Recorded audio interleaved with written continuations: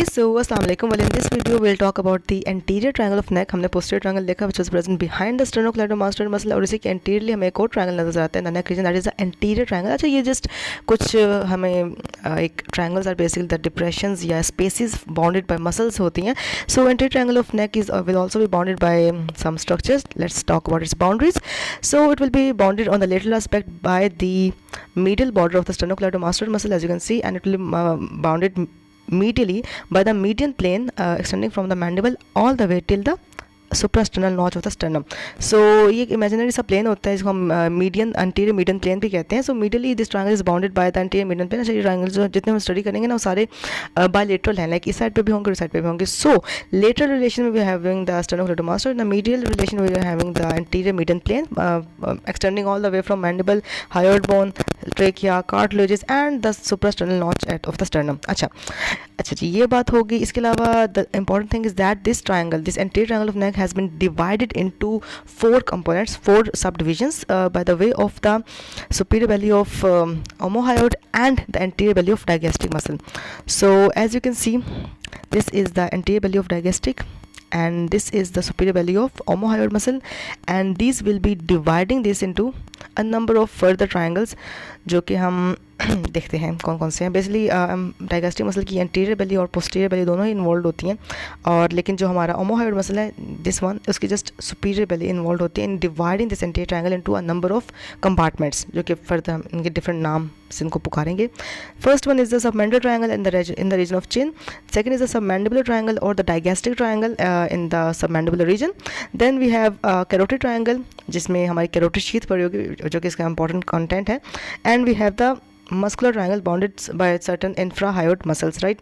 So in 4 triangles हमने one by one study करना है, but in this video we'll only talk about the submental triangle. अच्छा, so these are the 4 triangles bounded by the 2 bellies of digastric and the superior belly of omohyoid, and this is the submandibular triangle, submental triangle, muscular triangle and the carotid triangle. और ये सारे parts किसके हैं? ये सारे parts हैं anterior triangle of नेक के. ठीक है, अच्छा जी, तो ये हो गया हमारा सबमेंटल ट्रायंगल. इसकी बाउंड्रीज देख लेते हैं. It will be bounded medially by again the imaginary line, जो कि हमारे वो एंटीरियर मीडियन प्लेन था, एंटीरियर मीडियन लाइन थी, वही इसको मीडियली बाउंड करेगी. And on the lateral aspect will be finding the anterior belly of digastric. दोनों साइड पे एंटीरियर बेली ऑफ डायगास्ट्रिक थी. सो देखो पोस्टीरियर बेली आ रही है, एंटीरियर बेली बन रही है. सो एंटीरियर बेली ऑफ डायगास्ट्रिक इसको बेसिकली लेटरली बाउंड करेगी and medially will be bound by the that imaginary line, right? So ये हो गया. इसके अलावा its apex will be formed upwards at the level of chin and its base will be formed by the hyoid bone, the body of hyoid bone actually I should say. So base होगी by the body of hyoid bone. Medially we have the median anterior median plane. Laterally we have the anterior belly of digastric, और superiorly या apex level पे we have the chin. अच्छा, इसका जो floor है, since we know that this is the region of the floor of the mouth, और floor of the mouth का most important muscle कौन सा? You must be knowing that's the mylohyoid muscle. So on either side the mylohyoid muscle will be forming the floor of this submental triangle, right? And the 2 mylohyoid muscles of the both sides are united in the midline by the median raphe. So median raphe पे हम इसके floor में नजर आता है. तो median raphe the mylohyoid muscles of each side will be forming the floor of it. इसका जो roof है वो आसान है, skin, superficial fascia, platysma muscle, उसको ना भी करें तो that's fine. So ये होगा इसकी बाउंड्रीज. के अलावा जो यहाँ पे कंटेंट हमें नजर आते हैं, since इसके कोई ऐसे इंपॉर्टेंट कंटेंट्स तो है नहीं, लेकिन यहाँ पे हमें 2 to 4 सबमेंटल लिम्फ नोड्स नजर आते हैं जिनका एरिया ऑफ ड्रेनेज इंपॉर्टेंट है. वाई? बिकॉज काफ़ी डाइवर्स है. फर्स्ट ऑफ ऑल तो वो ड्रेन कर रहे होते हैं हमारे कुछ superficial tissues of the chin. इसके अलावा central part of the lower lip along with the adjoining gums and anterior part of the floor of the mouth, क्योंकि ये एंटीरियर एस्पेक्ट पे ट्रायंगल प्रेजेंट होते हैं, and the tip of the tongue. So ये 5 चीज़ों को drain कर रहे हैं सबमेंटल लिम्फ नोड्स जो कि सबमेंटल ट्रायंगल में प्रेजेंट है. कौन कौन सी चीज़ों को ड्रेन कर रहे हैं? द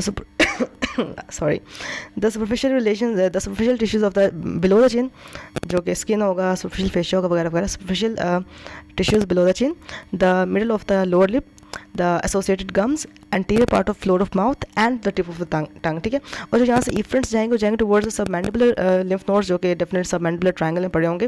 एंड इसके अलावा इन lymph nodes के अलावा कुछ यहाँ पे हमें superficial सी veins नजर आती हैं. वो superficial veins जिनको हम submental veins भी कहते हैं, जो कि unite करके 2 veins बनाते हैं. that is the anterior jugular veins.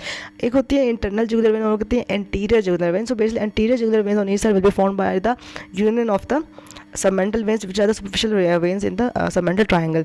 So yeah, that was all about the boundaries and the contents में बस lymph nodes है और कुछ superficial सी veins हैं, और boundaries में बस digastric है, mylohyoid floor में, median raphe है, and the hyoid bone and the chin is there. अच्छा जी, so with this note we are done with the first triangle of the interior compartment of the neck. बाद में हम इसके बाकी के पार्ट्स को भी देखते हैं, but right now that's enough. अल्लाह हाफिज़.